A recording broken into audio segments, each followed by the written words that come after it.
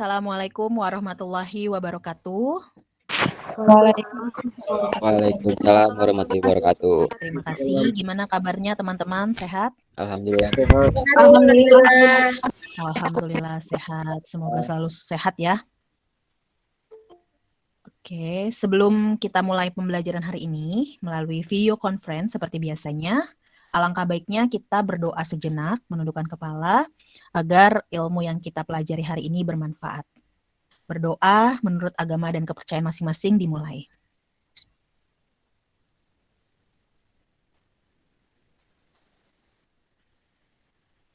Berdoa selesai. Oke, untuk Vikon hari ini kita akan membahas pertemuan berapa? Pertemuan 15, 16. 15 Dan 16. 16. Betul sekali ya. Sebelum kita masuk ke 15 dan 16-nya, ada yang ingat di pertemuan learning kita membahas tentang apa? Ada yang ingat di e-learning-nya? Kalian mengerjakan apa? Break even point. Break even point, betul Siti Nur Aisyah, tentang break even point atau titik impas. Di situ kalian kan menghitung BEP unit, ingat? Kemudian BEP rupiah tetap ya, dibagi 1 dikurang biaya variabel setiap unit produk dibagi harga jual per unitnya. Jadi kemarin kita sudah hitung tuh BEP unitnya berapa, BEP rupiahnya berapa. Nah, menurut kalian perlu nggak sih sebenarnya perusahaan itu melakukan perhitungan BEP? Menurut kalian aja perlu nggak? Perlu sih Bu, karena bagaimanapun kenapa ada BEP pasti diperlukan. Iya, betul Natania. Jadi memang pasti diperlukan ya, bukan hanya perusahaan. Kita pun kalau punya usaha, ya wajib kita hitung tuh BEP-nya, break even point-nya berapa nih, apakah kita sudah sampai. Jadi apa yang kita keluarkan, apa yang sudah kita dapati itu impas nggak, sama nggak, sesuai nggak. Jangan sampai pengeluaran lebih besar daripada pemasukan, berarti kan rugi. Dan itu harus di stop usahanya sebenarnya gitu ya. Tapi kalau misalkan ternyata dia ngeluarin 10 juta dalam 1 tahun dia sudah kembali, berarti kan 1 tahun itu sudah titik impas atau break even point-nya sudah balik. Gitu, dan itu bagus, berarti perusahaannya berjalan dengan lancar. Nah, untuk manfaat dari PEP itu sendiri, salah satunya yaitu perusahaan itu bisa menentukan nih kapasitas produksi yang akan mereka kerjakan gitu ya, dan menentukan harga jualnya. Apakah harga jualnya ini bisa menguntungkan atau tidak, atau sebaliknya merugikan gitu kan, dari harga produksinya berapa, jualnya berapa. Nah, selain itu BEP ini juga digunakan untuk pengambilan keputusan si perusahaan. Apakah perusahaannya itu tetap berjalan sedemikian rupa gitu, atau ada perombakan perubahan restrukturisasi gitu kan. Nah, jadi harus dilihat tuh dari BEP ini bisa menjadi tingkat pengambilan keputusan. Oke. Setelah BEP kita masuk ke pertemuan 15, ada yang tahu masuk ke pertemuan 15 ini kita bahas apa? Pendanaan jangka panjang.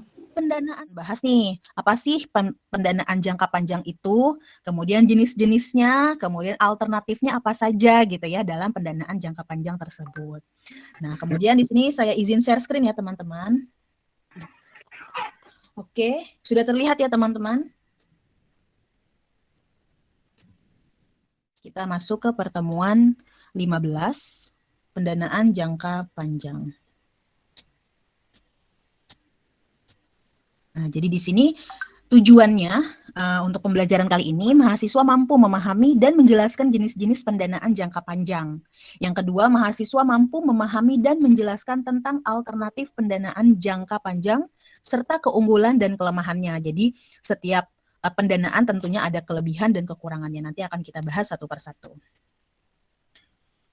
Nah, untuk metode dalam pembelajaran ini, kita nanti akan ada demonstrasi cara perhitungan ya, bagaimana menghitung obligasi, bagaimana menghitung yang lain-lainnya, nanti kita akan ada demonstrasi. Dan untuk penilaian, biasanya nanti setiap ada pertanyaan, biasa ya yang seperti Vicon sebelumnya, jadi nanti ada soal, kita kerjakan, kemudian nanti ada soal latihan yang kalian kerjakan, nanti akan ada nilai tambahan, kemudian dilihat benar nggak sih perhitungan kalian gitu ya, nanti akan ada penilaian dari pengerjaan kalian dari soal-soal latihan ya. Oke, kemudian selanjutnya kita masuk di materi pendanaan jangka panjang, yaitu hutang yang memiliki waktu jangka lebih dari 10 tahun. Nah, kalian tahu nggak sih sumber dana ya, sumber dana atau pendanaan atau hutang, itu biasanya dibagi menjadi berapa jangka waktu sih? Kan di sini ada panjang nih, lebih dari 10 tahun. Yang kalian tahu, selain jangka panjang ada Jangka pendek. jangka pendek. Oke. Menurut kalian ada lagi nggak selain jangka pendek?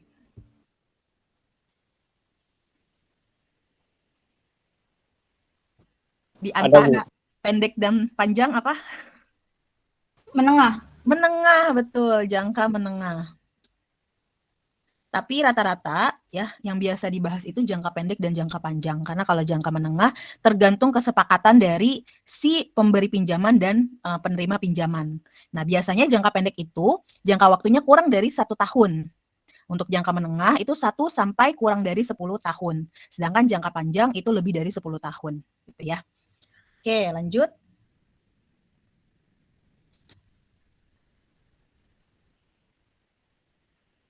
Nah, sumber dana. Sumber dana terbagi menjadi 2. Yang pertama nanti dengan adanya jatuh tempo. Dan yang kedua tidak memiliki jangka tempo. Jatuh tempo gitu ya. Atau tidak memiliki waktu. Sedangkan untuk alternatif pendanaan jangka panjang itu ada 3 jenis. Yang pertama ada saham biasa. Yang kedua ada saham istimewa. Dan yang ketiga ada obligasi ya. Oke, kita langsung masuk ke pembahasan pertama mengenai apa itu saham biasa. Ada tanda tanya besar nih orang, apa ya saham biasa katanya. Ada yang tahu nggak nih saham biasa apa? Saham. Saya, Bu. Ya. Saham biasa itu merupakan surat bukti penyertaan modal pada suatu perusahaan dan sekaligus juga sebagai bukti kepemilikan perusahaan tersebut ya, Bu. Surat, oke, singkatnya berarti surat kepemilikan suatu perusahaan gitu ya. Singkat ceritanya. Jadi di sini kita bisa simpulkan surat berharga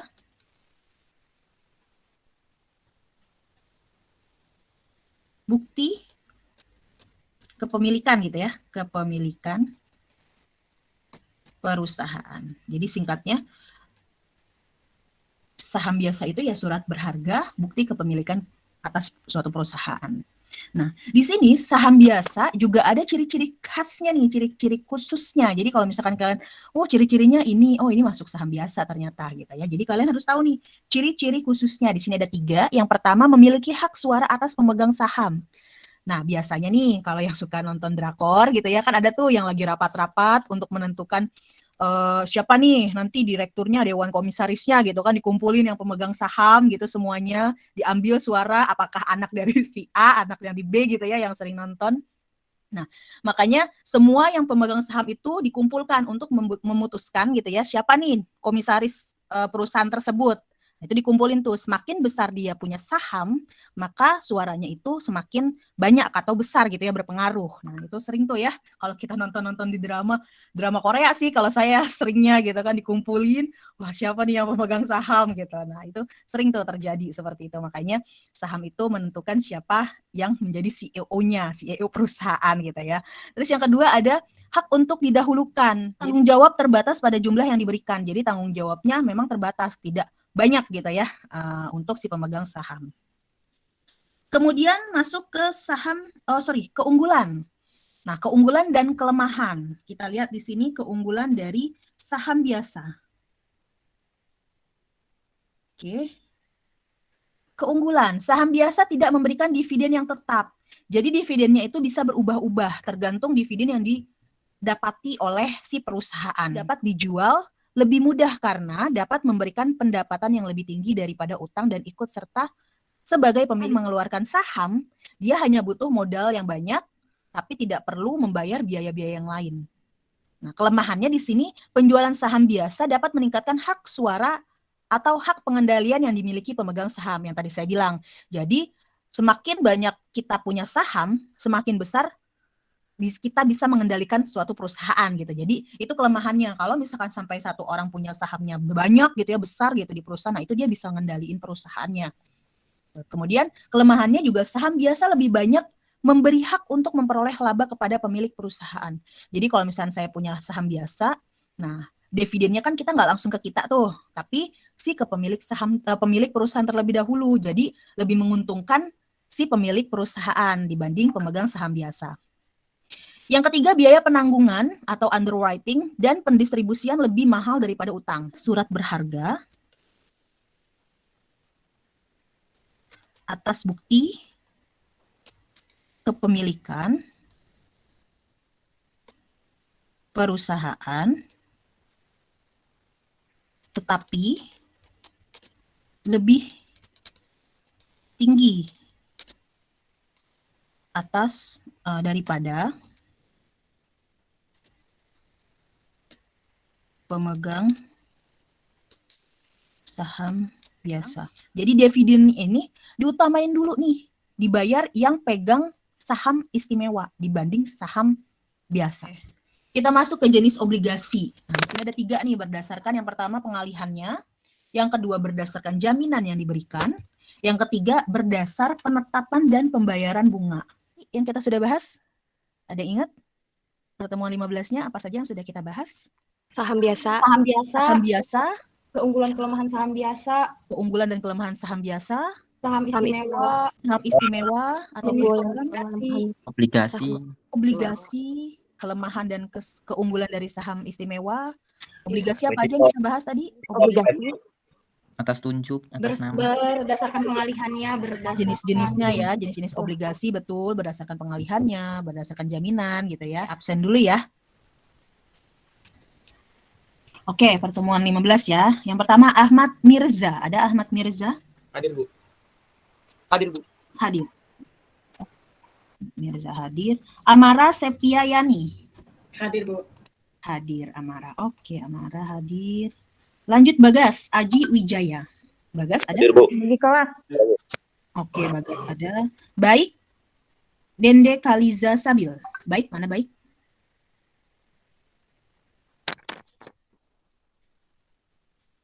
Belum ada. Bu hadir, maaf lupa nyari mikrofonnya. Oh ya, nggak apa-apa. Baik, oke, Baik hadir.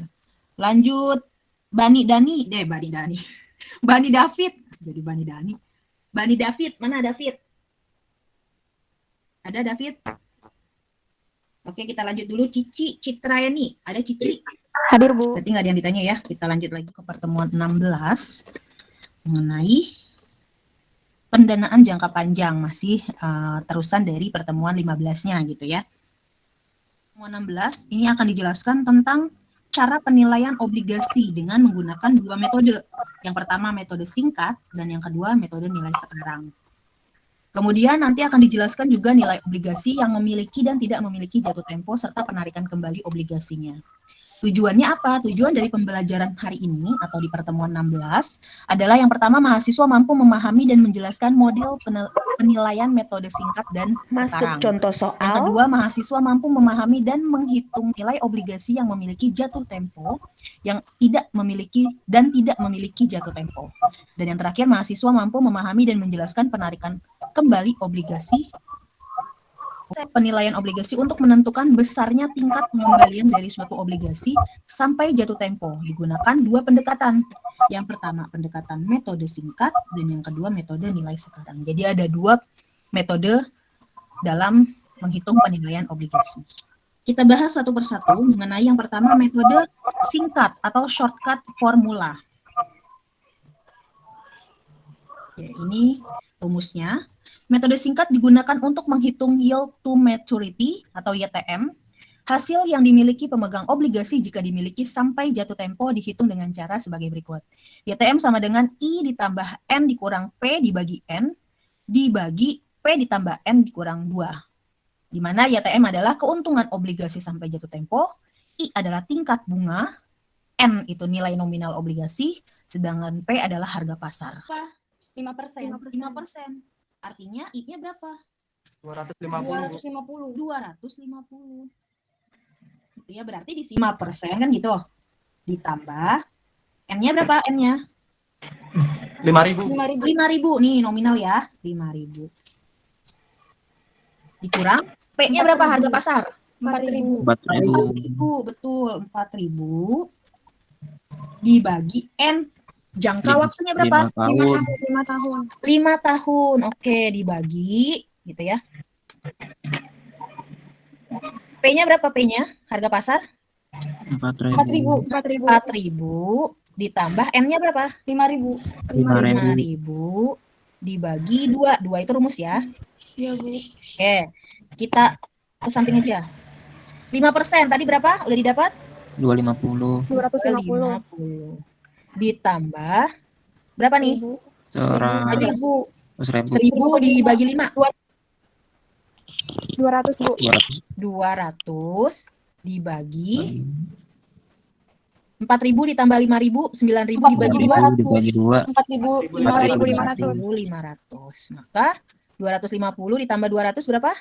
450. Dibagi 4.500. Berapa nih totalnya? 0,1. 0,1 deh. 0,1, Bu. 0,1.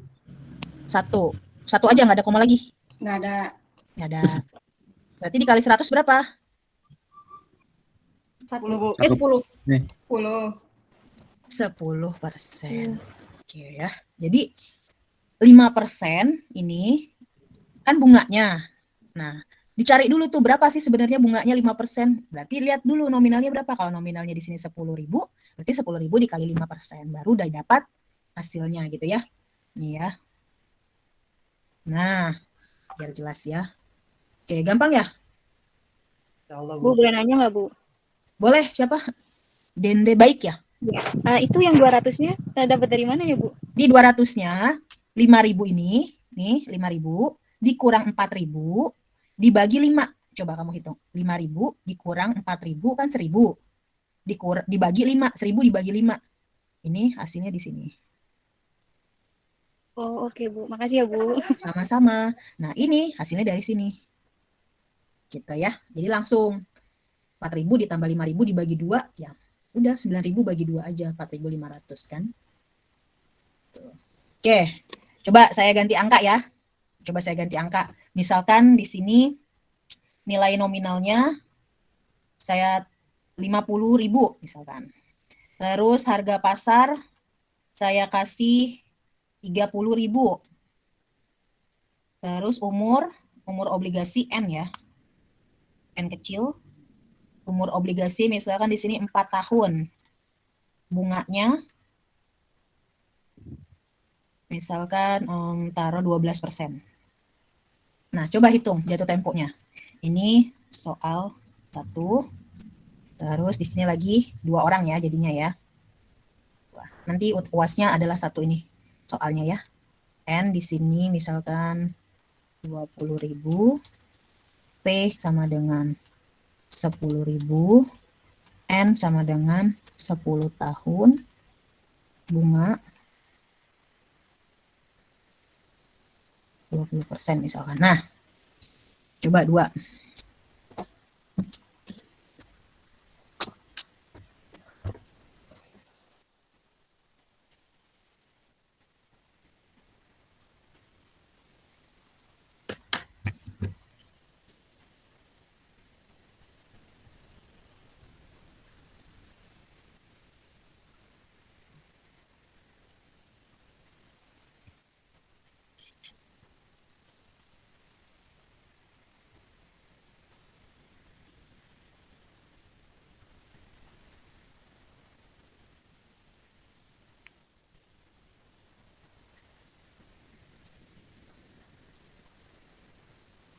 Natania udah, Bu, nomor 1. Nomor 1 Natania, oke. Berapa Natania jadinya? 12%. Coba sini ya, kita tulis ya, langsung aja YTM ya. Sama dengan 12% Ditambah 50.000 dikurang 30.000. 50.000 dikurang 30.000 Oke. dibagi 4 dibagi 30.000 ditambah 50.000 dibagi 2 Oke, samping sini sama dengan 12% dari 50.000, 6.000 6.000 gini ya. ditambah Oke. 5.000 6.000 ditambah 5.000 per 40.000 per 40.000 Oke.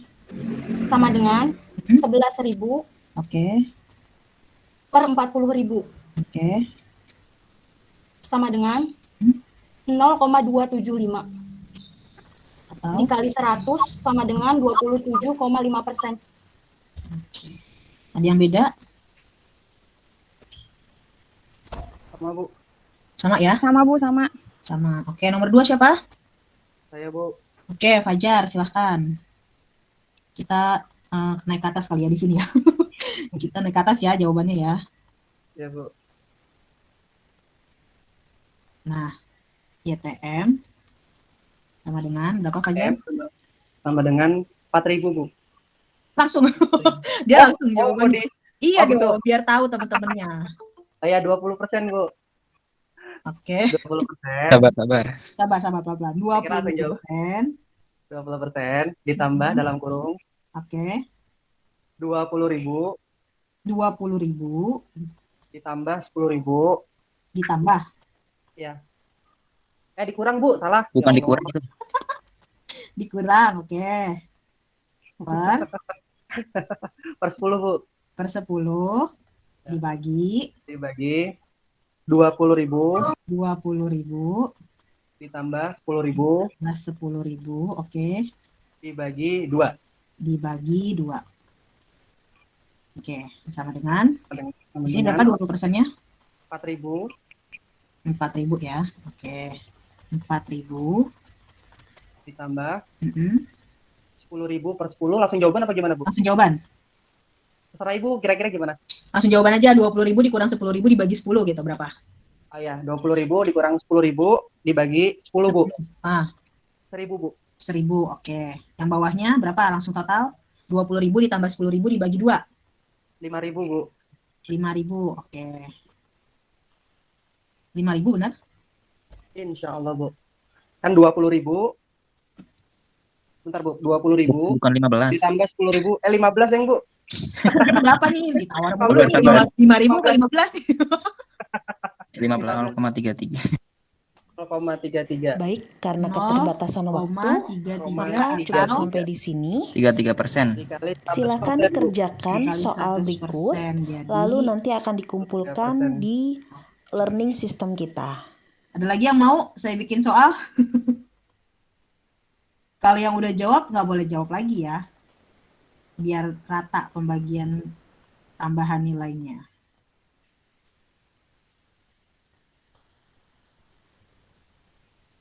Tuh ya, jadi dicari dulu nih bunganya, dapat dari mana Bu 4.000? Dari 20.000 dikali 20%. Tuh ya. Oke, ada yang masih bingung boleh ditanya. Yang masih bingung boleh silahkan, nggak apa-apa. Kita namanya belajar ya. Pasti ada salah, kita benerin. Kalau yang udah bener, kita ikuti caranya. Gitu ya. Sama-sama belajar. Menggunakan metode nilai sekarang atau present value. Di mana menilai pendapatan yang akan diterima oleh pemegang obligasi di masa yang akan datang untuk nilai sekarang.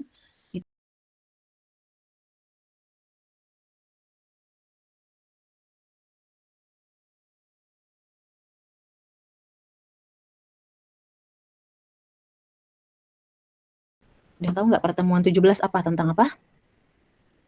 Mungkin ada yang sudah buka, baca-baca modul. Leasing Bu, leasing. Leasing, betul. Leasing ya, kalau udah berbicara leasing, udah kebayang lah ya, leasing itu apa. Nah, nanti di pertemuan 17-nya kita akan belajar apa itu leasing, terus manfaatnya, bentuk-bentuk leasing itu apa. Nah, terus kita cara hitungnya tuh, bagaimana sih kalau misalkan pembiayaan lewat leasing itu, apakah lebih menguntungkan bagi perusahaan atau justru lebih merugikan gitu ya, lebih besar bunganya dibanding meminjam di bank gitu ya. Jadi nanti kalian akan hitung tuh bagaimana perbandingan antara lebih menguntungkan mana sih sebenarnya untuk perusahaan, apakah minjam di leasing atau minjam di perbankan gitu ya. Jadi nanti kita akan bahas leasing di pertemuan 17. Terima kasih semuanya. Mohon maaf kalau ada salah-salah kata ya, mohon dimaafkan. Terima kasih atas waktu dan kerjasamanya. Semoga kalian sehat selalu. Saya akhiri video hari ini. Wabillahi taufiq wal hidayah. Wassalamualaikum warahmatullahi wabarakatuh. Terima kasih. Sama-sama. Ya.